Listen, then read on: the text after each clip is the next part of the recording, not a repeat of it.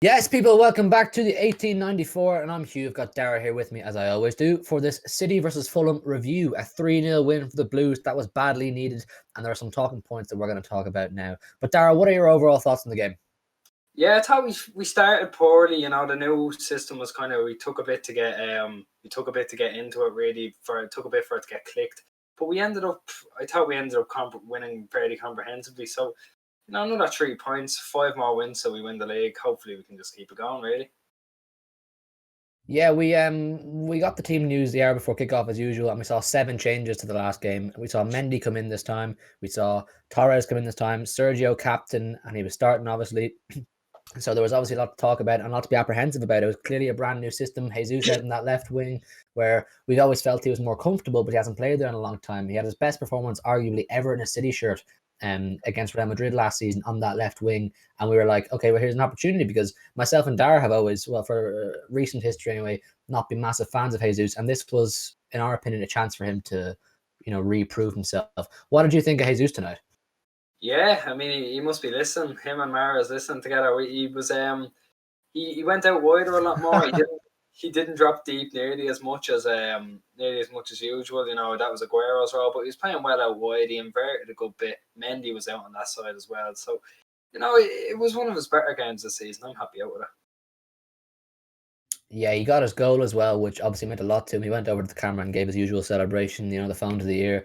These are big for his confidence. And I'm a fan of Jesus as a football player. I think he's got fantastic ability. He just needs to be in the right formation and playing in the right position. So I was happy for him tonight, and maybe that's something Pep will consider for future games.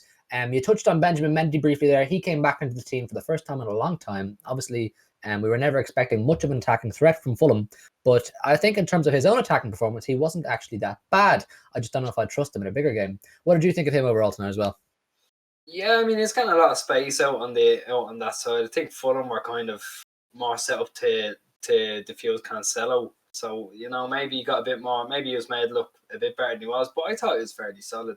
Even defensively, he got back a good bit. But yeah, no, I'm in the same camp as you. I mean, if I see him starting against Gladbach, I think there's something fairly wrong. Yeah, no, like I said just before there a second ago, I still don't know if I'd be happy to see him play in a bigger game like the Gladbach one, or future Premier League games where, like you said, we're 5 games away from closing out this title mathematically. I believe it's 5 games. Correct me in the comments if we're wrong on that, but I believe it is. So I believe in putting out the strongest squad from here on into those 5 games, and then consider maybe giving Mendy an opportunity to fight for his future at the club, and younger players, of course, as well. But I want to touch briefly on the first half of this game. It was quite shaky, and similar to recent games, United, Southampton, Fulham came out all guns blazing. They threw a storm at us, which it was for us to either weather or to crumble, and we did weather it in all fairness. And at halftime, we said we needed a bit of a switch up because the midfield was clearly being overrun. Fulham were able to play out from the back, which is something that shouldn't happen, and you rarely see teams allowing other teams to play from the back. So we kind of felt there was a presence required in midfield. What did you think of the first half in particular? Were you starting to question this new system or change of system Pep brought in, which eventually went to a 4-4-2 in the second half? But what were your thoughts on that first half, I suppose? We really weren't great. I didn't think we clicked until the second half when we changed it. So I was kind of we were alive and we were saying at halftime something needs to change, whether it be personnel change or just be a change in system. But as soon as Stone scored that goal, Fulham went up and attacked it, so we're back in the four. So that was kind of refreshing. I think we just kicked on from that goal and when we changed the system really. So I think most people say if it's not broken, don't fix it. I'm in that camp. There's no point in tinkering around with the system, but it is a good thing that he did it for Fulham away and not Champions League quarterfinal.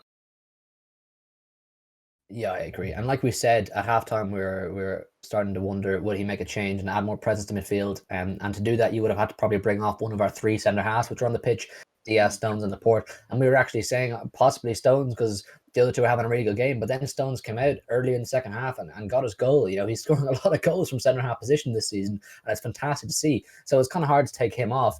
But ultimately, Diaz came off in the 75th minute to bring on Garcia. I imagine with the Gladbach game bearing in mind, you don't want to run them into the ground unnecessarily. You're 3-0 up. The game's kind of dead and buried, and the punch is secured. You don't want to overextend players unnecessarily. But there was a couple of players had a good game. Torres was up and down, but he had some good moments and some bad. But there's definitely a sign of a good player there. He just needs more football. But the player I want to talk about a bit more than that is Sergio Aguero. He was given the captain's armband tonight. He was given the start for the first time since the West Ham game. And whilst he didn't get much service, the main talking point for Aguero tonight is he got a penalty and he put it away. He's hit the back of the net for City for the first time in a long, long time. And I said myself, I think in possibly a preview or a recent podcast, that should Aguero get one, the floodgates will hopefully open and he'll take confidence from that and he'll go on and score plenty and be, old or young. He's a natural finisher. He's a clinical player. So I was really happy to see him get that. And I think he's put his hand up for a place in the starting squad against Gladbach. I'd like to think anyway. What do you think on the Aguero situation, Seth? Yeah, I mean, he dropped very deep. It was an odd way of playing him because he was never usually like that. He's just more of a fox in the box. But he was dropping deep almost in the false nine role. It wasn't. I just don't think he has the legs for that role anymore. But he definitely has. He still has a future here if he can keep up playing the way he did. Because I didn't think he was bad.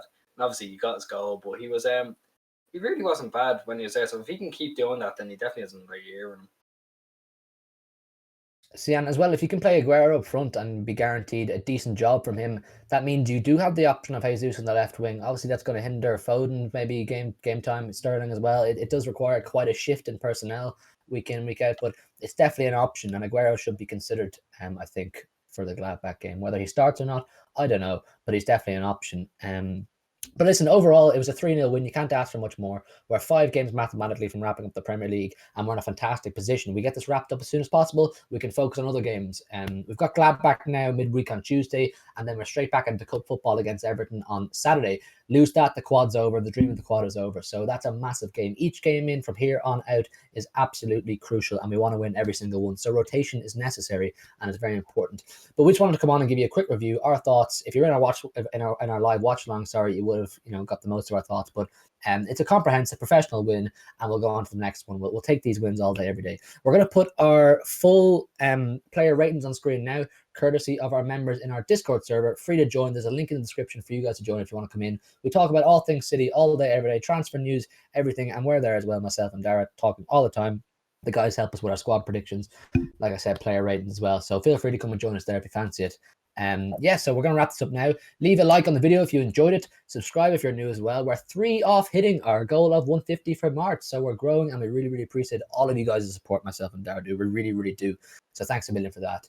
And we will see you midweek for the Gladbach game, hopefully with a win there as well. See ya. Peace.